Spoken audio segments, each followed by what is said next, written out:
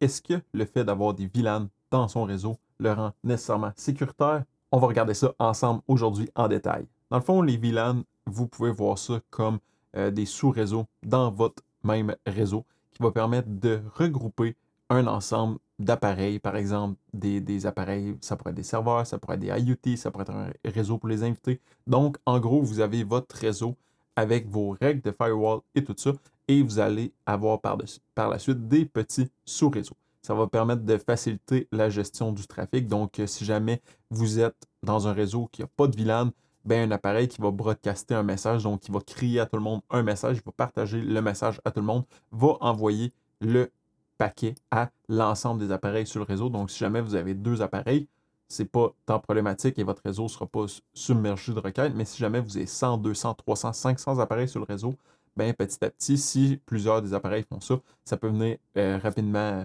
surcharger le réseau. Donc, les VLAN permettent de segmenter un petit peu ce trafic-là et dire que si jamais vous êtes dans le réseau IoT et que l'appareil propage ce signal-là dans le sous-réseau IoT, ben seulement les appareils dans ce sous-réseau-là vont être en mesure de capter ce signal-là et pouvoir le traiter. Donc ça, j'ai déjà expliqué une vidéo complète sur les VLAN. Mais pourquoi que les VLAN ne sécurisent pas en soi votre réseau? Donc, si jamais vous commencez et vous vous dites, OK, moi, je ne connais pas vraiment grand-chose en réseautique et je veux juste ajouter un petit peu de sécurité dans mon réseau, puis là, je vais splitter mes devices home, mes devices IoT, mes devices pour mes invités, mes devices pour mes serveurs, puis par la suite, tout va être beau. Erreur majeure parce que par défaut, il n'y aura pas de configuration inter-VLAN, donc ce qui va permettre le trafic inter-VLAN. Donc, d'un VLAN home, vous allez pouvoir connecter sur vos IoT, vous voyez peut-être pas de problème, sur vos serveurs avec vos invités. Sauf que l'inverse est aussi vrai. Donc peut-être que votre invité va pouvoir contrôler vos devices IoT et contrôler aussi vos serveurs. Donc c'est vraiment quelque chose qu'il faut faire attention parce que dans le fond, ce qui est nécessaire avec les VLAN, c'est qu'on passe par la couche Layer 3 au niveau réseautique. Là, je pourrais afficher un petit diagramme du modèle ISO, mais on tombe à la couche niveau 3. Donc, où est-ce qu'on va avoir l'IP, le port, les protocoles, tout ça. Et ça, on a besoin d'une switch Layer 3 ou d'un routeur.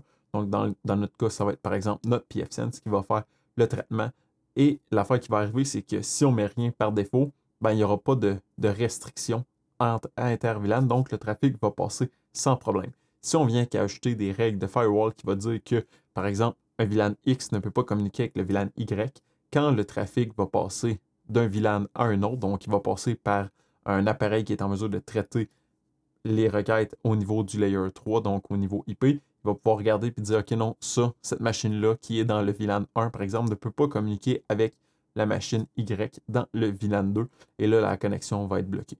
Donc, après ça, on peut être beaucoup plus granulaire et dire bloquer un port spécifique. On pourrait bloquer un petit peu plus au niveau, par exemple, ICMP pour pas que les pings puissent passer. On peut aller avec un range de ports. Donc, on pourrait dire 8443 et 8080, par exemple, ainsi de suite. On peut aller plus large pour dire tout ce qui est UDP passe, mais tout ce qui est TCP est bloqué.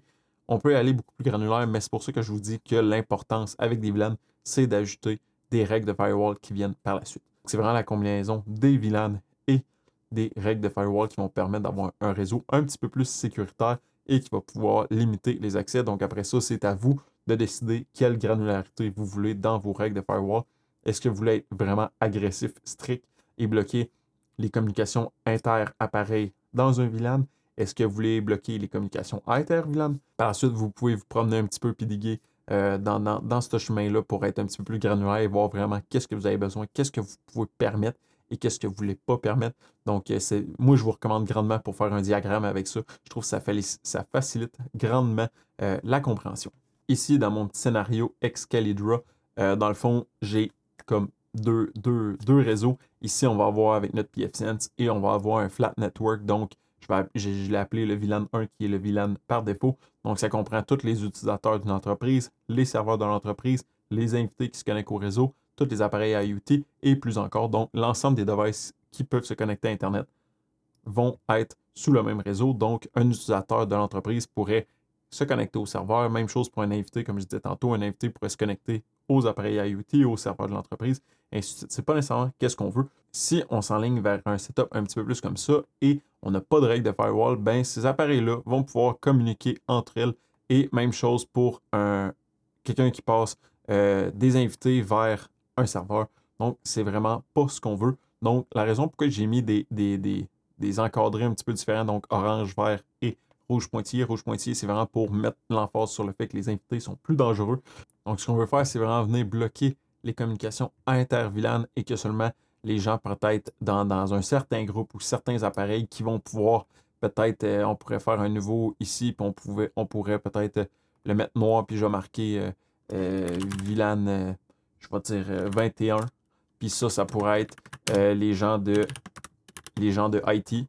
Et eux, par la suite, pourraient avoir accès au serveur et, par exemple, seraient en même temps comme sur les permissions de l'entreprise. Donc, il y aurait un mix entre les deux, mais toutefois, ça ici, ça serait bloqué au complet, fait qu'il n'y aurait pas nécessairement accès. Tu sais, ça pourrait être quelque chose du genre, mais le but, c'est vraiment de voir, selon vos appareils, c'est quoi les fonctionnalités de ces appareils-là, qui devrait pouvoir les utiliser, et ainsi de suite. Donc, on est en mesure de faire une certaine granularité au niveau des communications de ce niveau-là.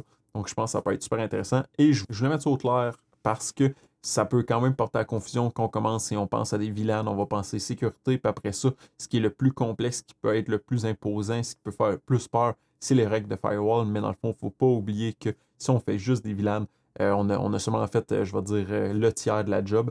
Donc, c'est quand même très important les VLAN, mais on n'a pas finalisé la job pour qu'elle soit bien sécuritaire. Donc, on a besoin d'ajouter les règles de firewall. Et une fois qu'on se met à jouer un petit peu dans les règles de firewall, on devient beaucoup plus habitué.